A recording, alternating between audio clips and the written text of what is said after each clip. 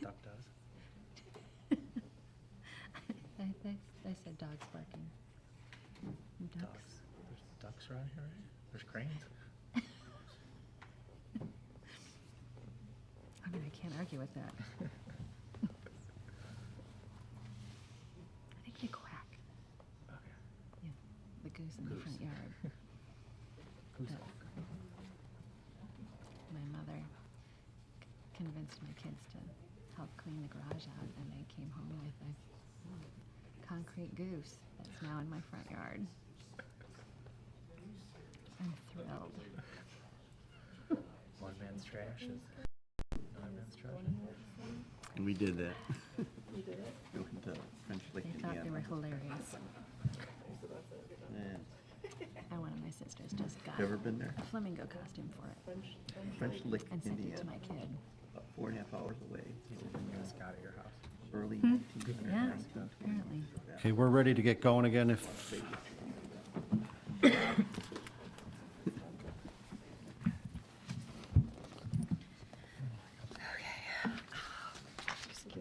okay, good evening. It's 6:57 PM on Tuesday, May 28th. I'd like to call to order the Village of Brookfield Committee of the Whole meeting. Bridget, can we have a roll call for the committee? Trustee Ketchmark? Here. Trustee Cote? Here. Trustee Hendricks? Here. Trustee Niramatsu? Here. Trustee Gahuli? Here. Trustee Kaluzny? Here. And President Garvey. Here. Thank you, Bridget. The first item is final design and development approval of the Open Space Land Acquisition and Development OSLAD grant for the redevelopment of Ehlert Park Phase 3 project. We have a very detailed memo from our Parks Director, Luke Gunderson, but Luke, we're going to ask you to kind of share it with us and the audience and point out some of the highlights in the process we went through, so. Sure. Thank you. So the project, we hired White and Company in March, and they got right to work with the design process. We actually have one member from White and Company, so if there are any technical questions, Daniel here will be able to help answer those.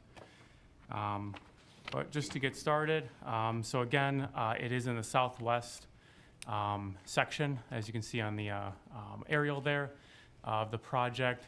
That is the total area of the scope of the project. Here's an updated project timeline. After we get done with the construction documents and everything, from here, the issuing of permits will be the week of 6/3. And then we'll be issuing out the bid 6/18. Bid opening is July 2nd, gives about 2 weeks for a bid being out. Contract award July 8th. And then the estimated construction start would be in July of 2022 this summer. And then estimated substantial completion date is October 30th. Construction complete 11/15. And that is, our estimated timeline with no delays or anything, that will come up. Kirsten? Luke, what is the issuing of permits? I mean, that's before we even have the contractor. Daniel, would you like to step in? Good evening. If you could just state your name for the record. Sure. Daniel Wilson, White and Company. So we issue for permits in order to get like MWRD or village approval and everything. Because we are doing a shelter here, we do need a permit for that before the contractor can actually construct that per your guys' ordinance. So just issuing a permit to have that all approved. But the contractor isn't getting the permit? It'll go to the contractor once it's awarded to them. We issue it through us, and then once the contractor comes on, they take liability for the permit. Okay. Okay. Good. Thank you. Yeah, there might be, I appreciate you coming. There might be more questions, but you could, okay, thanks, Luke. And then here's an updated plan view rendering of the project. As you can see, there's a baseball field on the corner, southwest corner. We have the soccer fields there towards the top. And then we have the circle area here is all of the playground equipment area. Right here, this path on the south end of that is actually a raised path that then goes up on top of, gets you onto the play equipment. It's only about 3 feet, 32 inches, you said? 32 inches, so there's a grade of it going up from the pavilion here. And then outside the pavilion area, we have ping pong and game tables. And then this little circle area here is a Gaga pit. And then over here in this area, to the top left is the memorial. There's an existing memorial there, the Kessman Gardens. It will remain obviously the same. It'll be cleaned up with better landscaping, and then the bricks will be replaced with the ones that we have on there. I saw at least one face in the audience when you said a Gaga pit. Can you explain what a Gaga pit is? No one can. No adults can. Very. So a Gaga pit is like, they come in hexagons or octagons, and they are about 30 inches of a wood or plastic siding. Kids will go in there and they smack a ball back and forth. You have to hit them below the knees. Actually, when we had our community meeting here, the school, I can't remember which one, but it was the kids wrote letters for us that we went through and read. And a Gaga ball pit was like one of the big things that they wanted to see in the park. So they are kind of inexpensive to add, and we had the budget to be able to add that in there to show the kids that we actually listened to them, to include that into the park for them. Appreciate that. For reference to that, it was a Hollywood school. The second grade elementary students wrote letters to us. They had a lot of creative ideas in there. Some weren't practical for the space, but the Gaga pit was one that we could.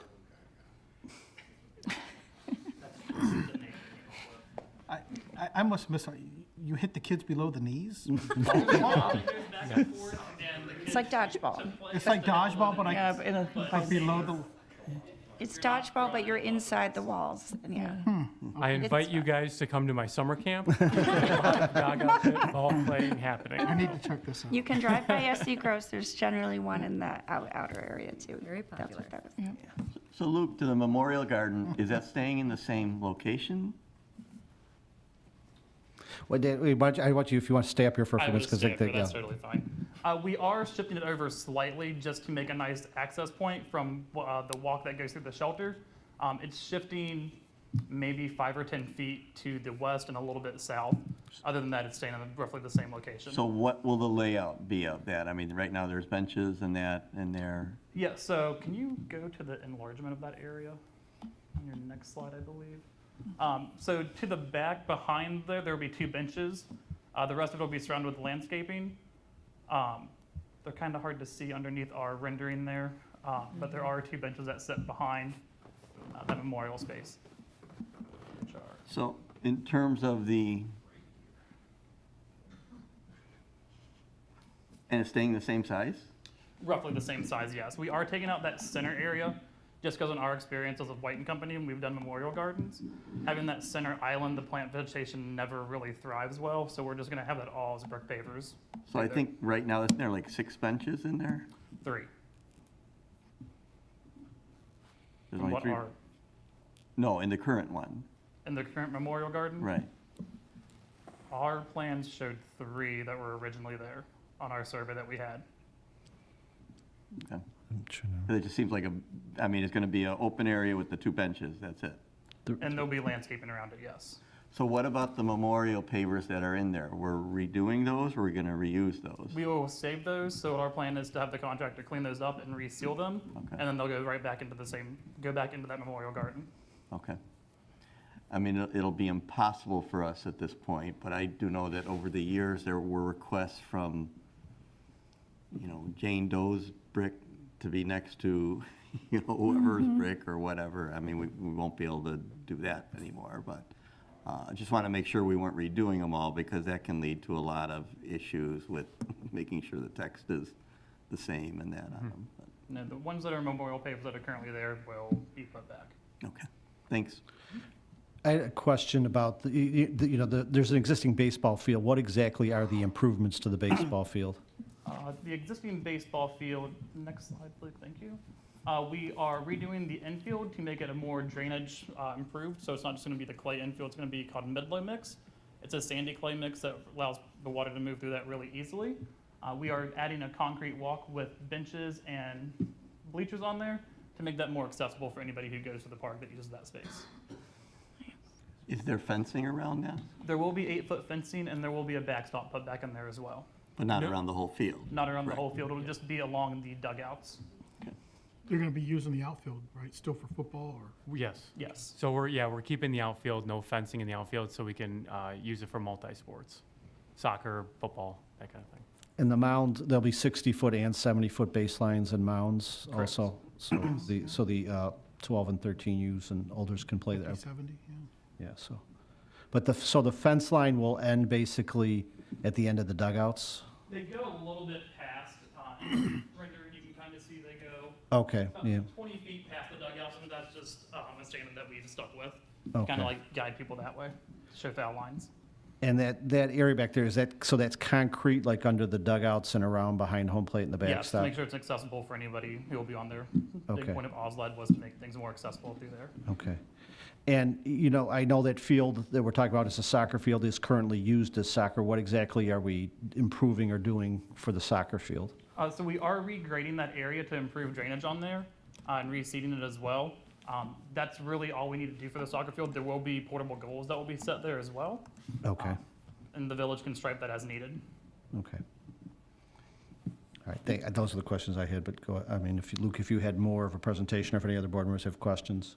Is there still a backstop? Can you page down to one of these? I mean, it'd be up on the top.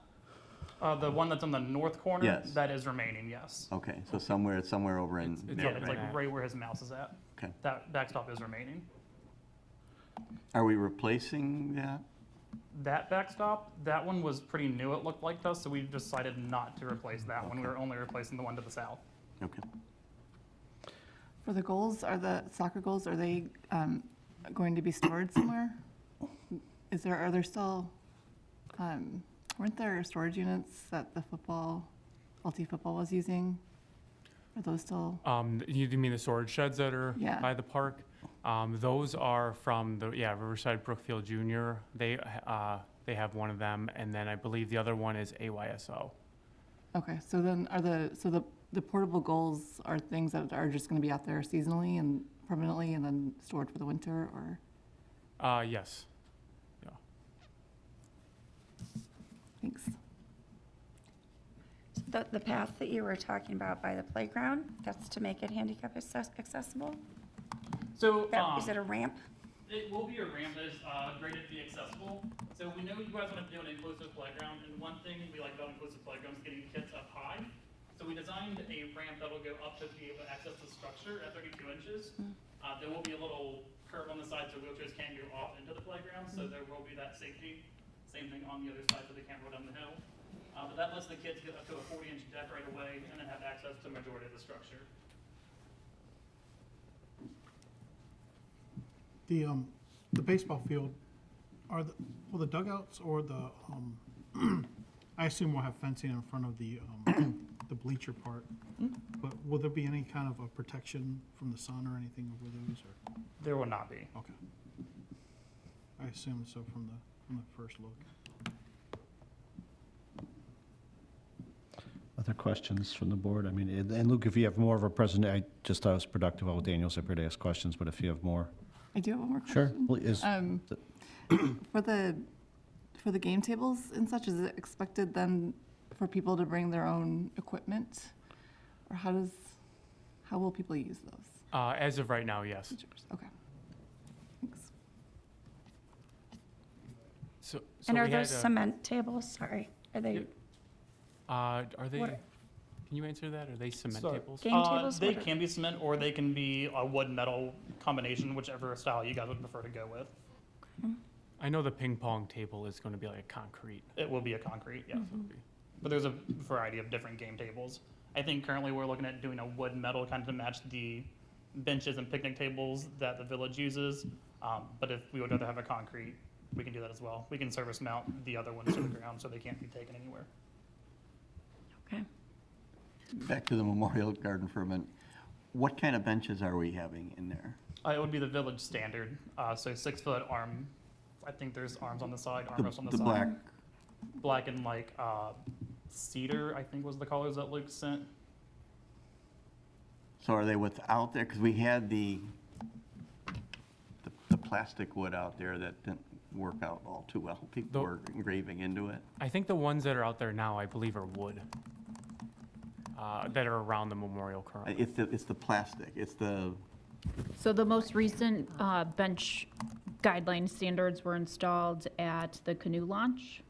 If you've been down there recently, we do have park guidelines for our park amenities like trash receptacles, benches. And it is 6 foot armed. It has the cedar plank and metal framing. okay. Thanks. Can I ask another question on the, go to the dugouts? Can you expand it, please?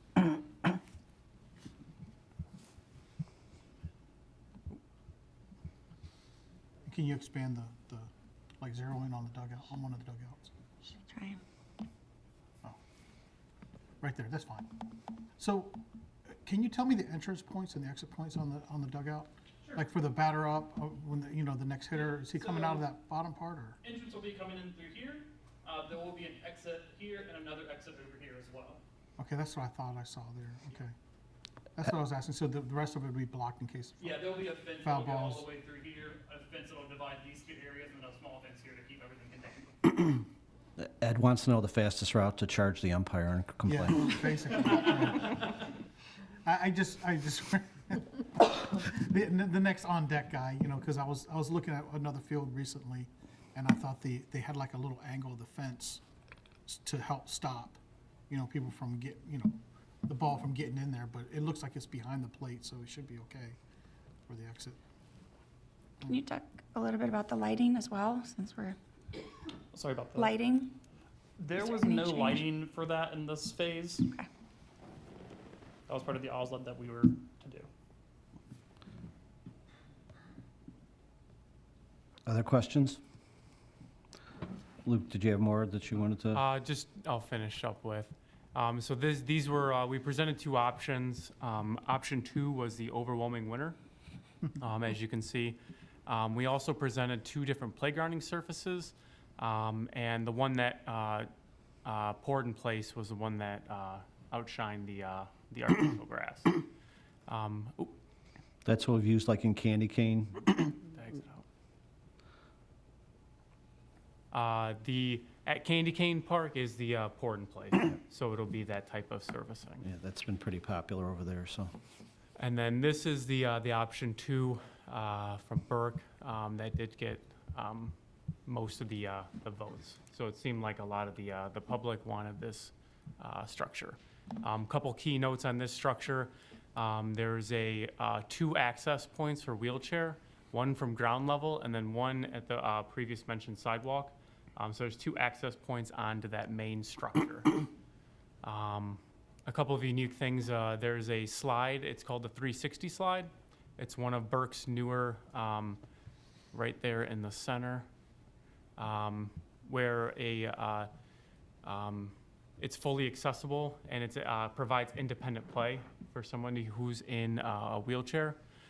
So they would go down the slide and then scoot across, and then they can crawl back up that area, and then they can provide themselves with independent play for it. It's one of their newer items.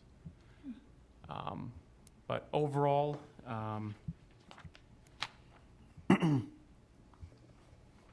with this design, there's an overall 38 play events that are on it. And then number of elevated play elements that are accessible by ramp are 19, which is a good amount for that. Any questions in regards to the playground? Can you just, again, a little bit just about the process and how public involvement, you talked about, we had students from Congress Park, for Hollywood and other schools, but just how the public input and input of the children played into this? Yeah, so we, earlier in May, we first had a focus group where we brought in different people from around the area. LADSI was brought in, some school, a principal from Brook Park came in, and then the executive director for CSPAR to kind of discuss the ADA accessible unit options and stuff that we have for the park. And if they had any ideas, it was the open opportunity to kind of discuss those. And then after that, we had a community open house where White and Company helped us run. We had, looks like, you know off the top of your head how many people I know we it was had? over 40, but I can't remember the exact number. I think it was, so we had 11 votes on option 1 and 39 votes on option 2. So that would be, that'd be about 50 residents that we had come to the open house throughout the time. And then we also were blessed with the Hollywood School giving their letters to us. We also, they gave a little presentation about their process of how they wrote the letters, which was really neat. And then during the meeting, White and Company presented both options to them. And we had really good feedback from the community. They're definitely very excited for this park to come. I know when I showed up and I went to go cast my vote, I was informed by a youth of which one I was supposed to vote. So, Lobbying efforts. which was option 2. Are the color choices on this equip, I know we were talking about that this is the equipment that people liked, but is it coming only this color, and is the color finalized? I'm just curious. It comes in other colors. We can work with the park district or whoever if we want to change colors. Sure. Just whichever route you guys would like to go. I heard a couple of comments during that it was not a very natural color scheme for the park, but it is pretty active, and I mean, it's a fun color, so I don't know if you were looking at different options, but I just was curious. Will the dark colors get hot in the summer? Not generally. So they don't get, they're not the metal, they're all plastic usually. And they're powder coated, so they don't get terribly hot. Nothing that's going to cause any burns or anything. I know, aren't the other roofs over there, like we're trying to keep consistent with like the blue roofs? Don't we have blue roofs in some of the other? For the pavilions? Yes. Correct. Yeah. Okay, that makes sense. So the pavilion will have, there's the concession stand pavilion area has a blue roof. We're going to be consistent with that and keep it through the park. Other questions or comments from the board? It'd be like Dallas Cowboy blue, maybe. Just always wondered. So this is more for informational purposes. Is there board action where we actually have to approve this, or? I don't. Not necessarily board action for it. Yeah. So what the next part of our process is we're going to go out to bid, and then that process is when we'll go to board for vote Sure. for approving the contractor.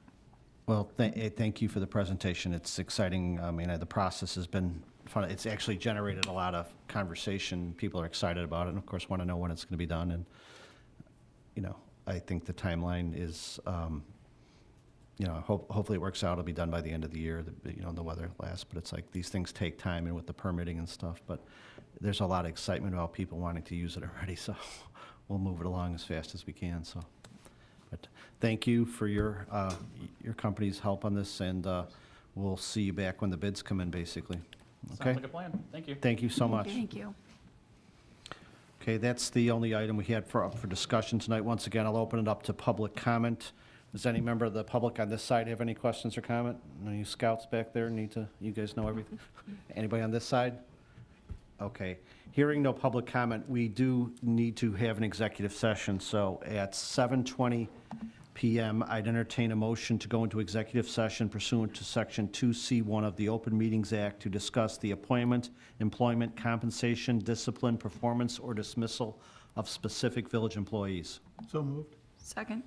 The motion was made by Trustee Cote, second by Trustee Gahuli. Roll call, please. Trustee Ketchmark? Aye. Trustee Cote? Aye. Trustee Hendricks? Aye. Trustee Niramatsu? Aye. Trustee Gahuli? Aye. Trustee Kaluzny? Aye. Motion passes. Okay, we're adjourned into executive session at 7:20 p.m., and we are going to have executive session